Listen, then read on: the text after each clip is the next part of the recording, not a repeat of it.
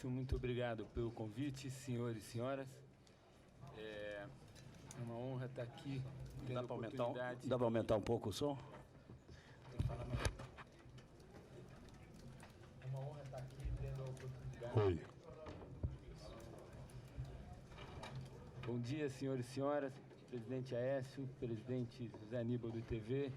Muito obrigado pelo convite, é uma enorme honra estar aqui podendo compartilhar com os senhores os meus pontos de vista a respeito dessa crise. Queria iniciar com 2 pontos. Primeiro ponto, o buraco fiscal é dramático. Para a gente ter uma ideia do buraco fiscal, o déficit primário ano passado foi 0,6% do PIB. Se nós considerarmos só receitas recorrentes, o déficit primário foi 1,5%. Para que a dívida pública não cresça, nós temos que ter um superávit de 2,5%. Portanto, de menos 1,5% para 2,5%, temos um buraco fiscal. Tínhamos, em dezembro do ano passado, de 4 pontos percentuais do PIB. Esse buraco tem crescido aproximadamente uns 0,35 pontos percentuais do PIB todo ano há 23 anos. Tem sido assim. Portanto, para 2018, dezembro de 2018, o buraco fiscal é alguma coisa na casa de 5% do PIB. Esse é o tamanho do problema fiscal que nós temos pela frente. O segundo ponto, a instituição a qual eu trabalho, o Instituto Brasileiro de Economia da Fundação Getúlio Vargas, segunda-feira agora, última, reviu seu cenário de atividade e nós revisamos para recuo do PIB esse ano de 3%, recuo do PIB para o ano que vem de 2%, significa que no triênio 2014 a 2016 o crescimento negativo da economia vai ser de 5%, o crescimento negativo do PIB per capita será de 7,5%, muito parecido com o crescimento negativo do PIB per capita no triênio 90, 91, 92, no triênio 90, 91, 92 do presidente Collor. O tamanho do problema de atividade que nós estamos enfrentando hoje é próximo do que nós enfrentamos no triênio do presidente Collor. Nada parecido com o pior momento nosso, nos 8 anos do presidente FHC, quando nós tivemos o pior triênio nosso, tivemos um recuo de 1,5% do PIB per capita. Então, nós estamos numa situação dramática. Como que nós chegamos até aqui? Essa crise que nós estamos vivendo, no meu entender, é o esgotamento de 2 agendas. Uma agenda da sociedade, outra agenda dos economistas e intelectuais petistas. A agenda da sociedade, a gente pode chamar de contrato social da redemocratização, foi o desejo da sociedade na Constituição de 88, que veio ser recelebrado e reforçado em cada pleito eleitoral desde então, de construir no Brasil um estado de bem-estar social padrão europeu continental. Tem inúmeras coisas positivas associadas a esse desejo, mas esse desejo explica esse crescimento automático do gasto público além do PIB sistematicamente nos últimos 23 anos. Por que o problema só apareceu agora? Aí tem uma narrativa que a gente tem que entender. Houve uma janela de 99 a 2010 em que a taxa de crescimento da receita recorrente da União foi extraordinária. O que significa isso? Nessa janela de 12 anos, a taxa de crescimento da receita recorrente da União foi o dobro da taxa de crescimento do PIB real. Ora, se a receita sistematicamente, sem novos impostos, cresce o dobro do crescimento do PIB real, a vida fica muito fácil. E esta facilidade que esta janela de 12 anos, entre 99 e 2010, gerou, de certa forma, entorpeceu-nos a todos. E nós não atacamos os problemas estruturais do nosso contrato social. Quando a Receita deixou de ter um comportamento extraordinário, a partir de 2001, quando ela passou a ter um comportamento normal, não passou a ter um comportamento ruim, foi só um comportamento normal, significa que a Receita, a partir de 2001, passou a crescer a uma taxa igual à taxa do PIB, não além, não o dobro. O governo, em vez de enfrentar o problema, começou a varrer para baixo do tapete os problemas, com pedaladas fiscais, com uso recorrente de programas de refinanciamento de dívidas, com antecipação de dividendos, com uso exagerado de distribuição de dividendos estatais, quando a lucratividade já estava em queda, e uma série de outros mecanismos.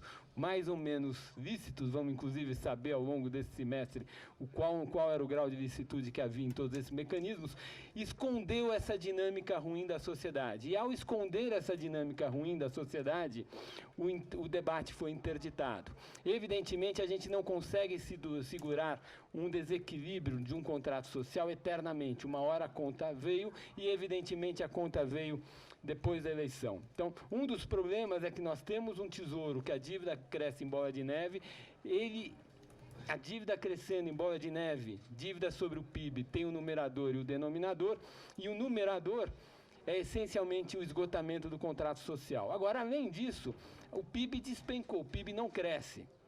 E o PIB vem recuando fortemente nos últimos 5 anos. E o recuo do PIB até o segundo semestre do ano passado tem uma característica que tem sido pouco notada. Apesar da taxa de crescimento do produto no Brasil ter caído muito, a taxa de crescimento da demanda caiu, mas caiu sempre aquém da queda do produto. Ou seja, até o segundo trimestre do ano passado, toda a queda de produto que houve na nossa economia não foi sinal de carência de demanda agregada. Foi uma queda promovida por desorganização da atividade produtiva, fruto de uma série de decisões erradas.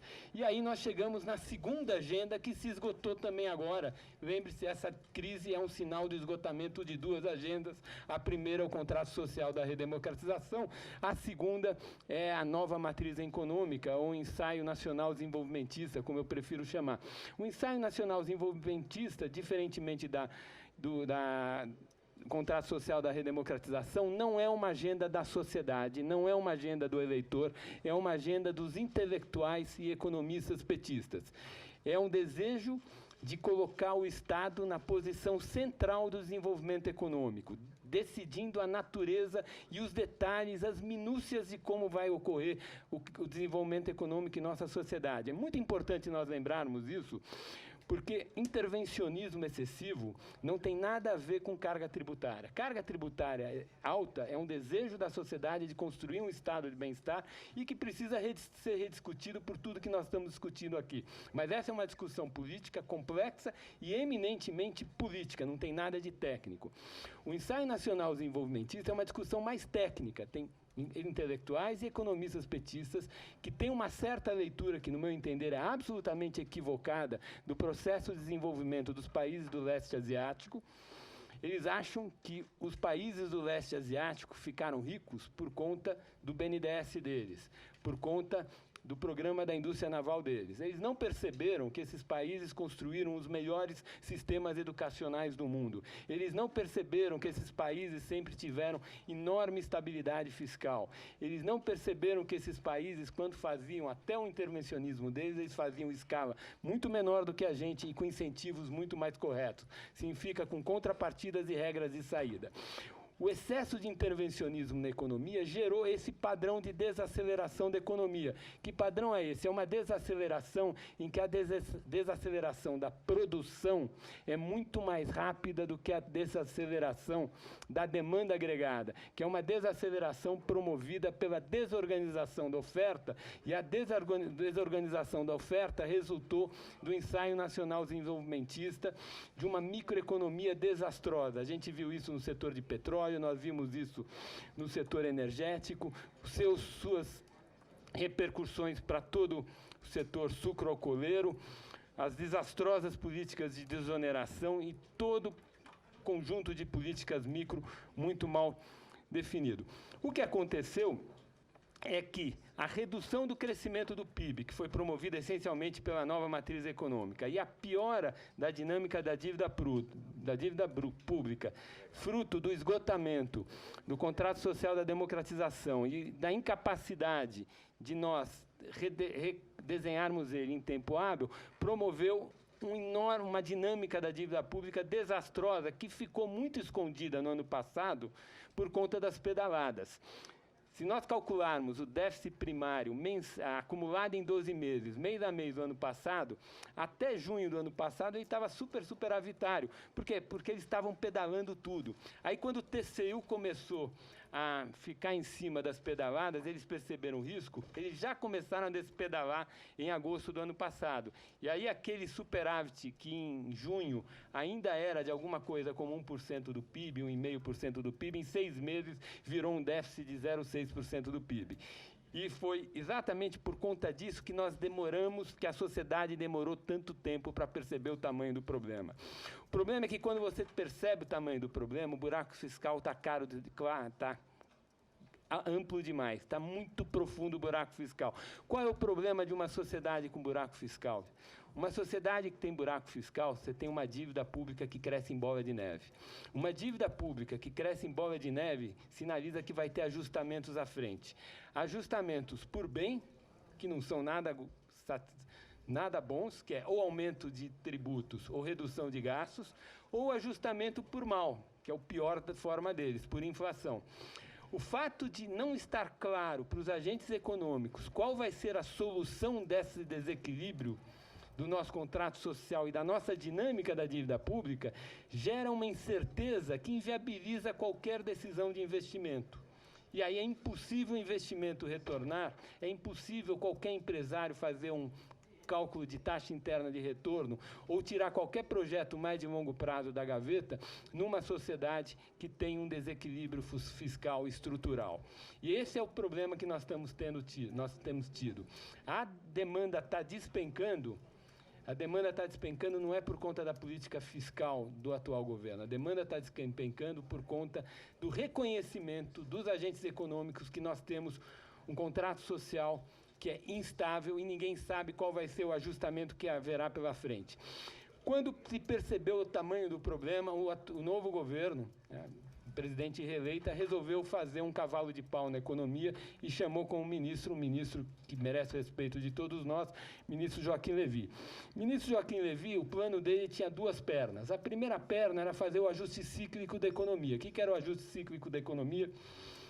Iniciar o ajuste do câmbio, juro mais alto para a inflação ir para a meta, começar o ajuste externo, reduzir o déficit externo, que o ano passado foi de 105 bilhões de dólares, e colocar a política fiscal no terreno contracionista para ajudar o Banco Central a colocar a inflação na meta. Essa era a primeira perna do ajuste dele, é o ajuste cíclico. A segunda perna era construir em 2 anos um superávit primário que estabilizasse a dinâmica da dívida pública. Essa segunda perna era resolver a nossa economia política.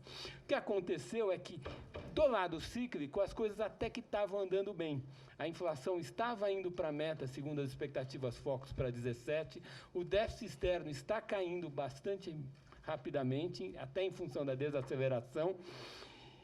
E a política fiscal está entrando em terreno negativo, apesar de ainda não ter entrado. No acumulado em 12 meses, em julho, o impulso fiscal ainda estava levemente positivo. Então, atribuir a desaceleração à política fiscal está errada, porque ainda a política fiscal está no terreno expansionista, entrando no terreno neutro.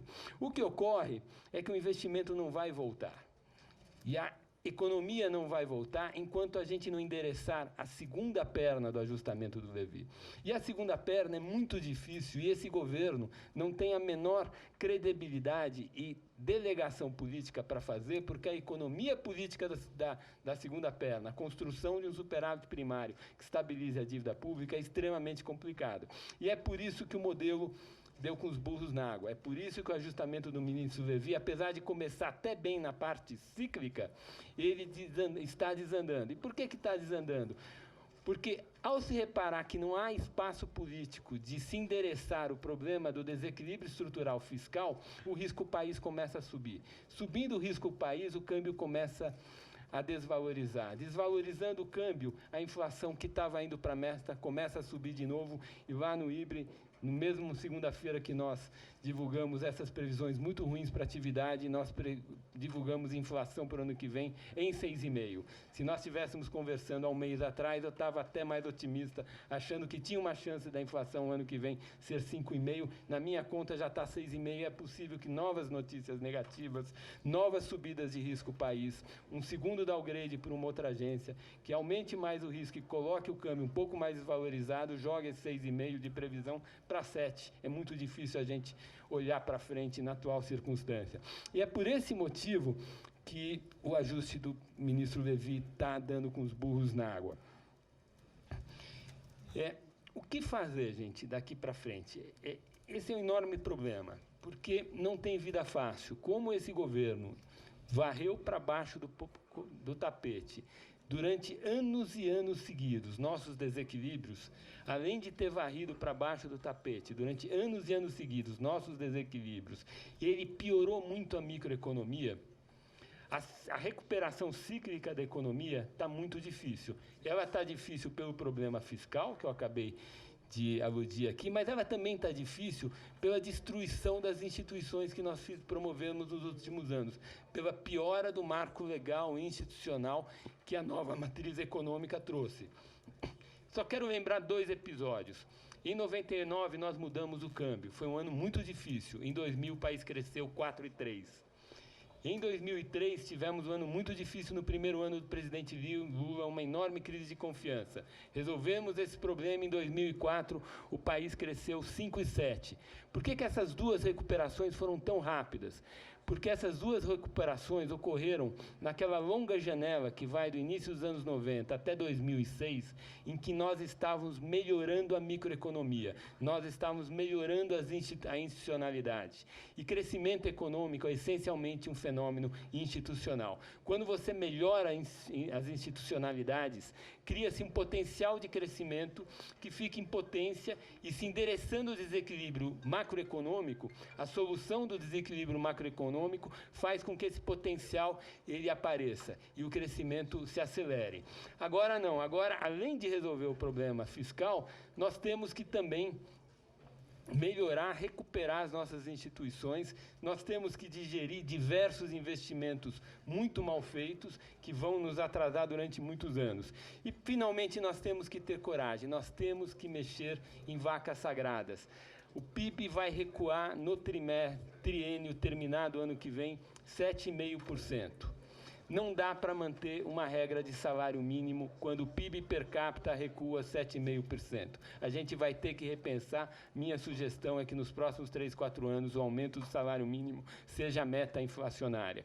A gente tem que colocar a idade mínima para a Previdência, alguma coisa do tipo 65 anos para homens e mulheres, com uma regra de transição relativamente rápida, uns 10 anos. Nós temos que rever todo o papel do BNDES na nossa economia. Temos que criar mecanismos para enxugar muito o balanço desses bancos. Sei que o ex-ministro Gustavo Franco vai ter diversas coisas para dizer a esse respeito. Em suma, nós temos que ter coragem de chamar a sociedade e dizer a ela que temos que mexer em grandes vacas sagradas. Tem que fazer uma reforma do ICMS, PIS/COFINS, mas tem que pensar todos os programas de isenções e de elisões fiscais, PJ uniprofissional, rever toda a tributação do lucro real das empresas que estão no lucro real. Temos que fazer muita coisa com os excessos do simples, super simples. Temos que trazer uma agenda de isonomia, tratar os iguais como iguais e assim sucessivamente. É uma agenda imensa, só de imaginar ela eu já fico cansado, confesso aqui com os senhores. Para terminar, gostaria só de uma última colocação, argumentação, que é o seguinte: os problemas foram criados por essa administração. Não há a menor dúvida que o problema de responsabilidade desse grupo político que está à frente do Executivo Nacional há 13 anos. Mesmo os problemas estruturais que eu mencionei do nosso contrato social demandavam a liderança desse grupo político que estão à frente do Executivo Nacional há 13 anos para que nós reformulemos. Então, quando eu falo que há problemas estruturais, eu não estou querendo isentar o atual grupo político à frente do Executivo Nacional de qualquer responsabilidade. Agora, dito isso, uma vez criados os problemas, simplesmente tirar ela e colocar outra pessoa não vai resolver os problemas. Os problemas continuarão lá do jeito que eles estão. Dependerá única e exclusivamente da nossa capacidade de articular politicamente no Congresso Nacional uma frente muito ampla em torno de uma agenda muito extensa de reformas para que nós consigamos superar os desafios que nós temos pela frente. Muito obrigado pela atenção de vocês.